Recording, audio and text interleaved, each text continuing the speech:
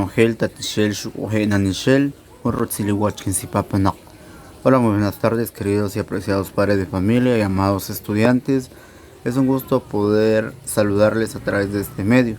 Vamos a hacer un pequeño repaso de las oraciones correspondientes a la página 16. Entonces les voy a solicitar que puedan apoyarme pronunciando.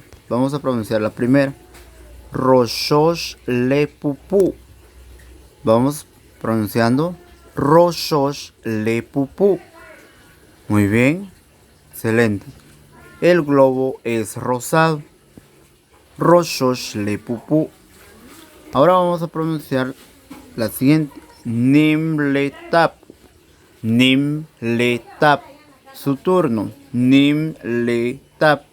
El cangrejo es grande. Muy bien. Vamos a pronunciar la número 3, que sería Rash le puak. Rash le puak. El dinero es verde. Rash le puak. Ahora vamos a pronunciar las que corresponden a la página 18.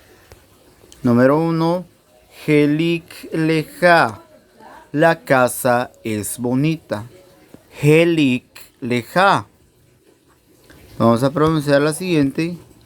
Hun setesik. Repita. Hun setesik. Un círculo. Hun setesik. Muy bien. Vamos a practicar la número 3 de la 18. Nim le koj. Nim le koj. El león es grande. Nim le koj. Muy bien.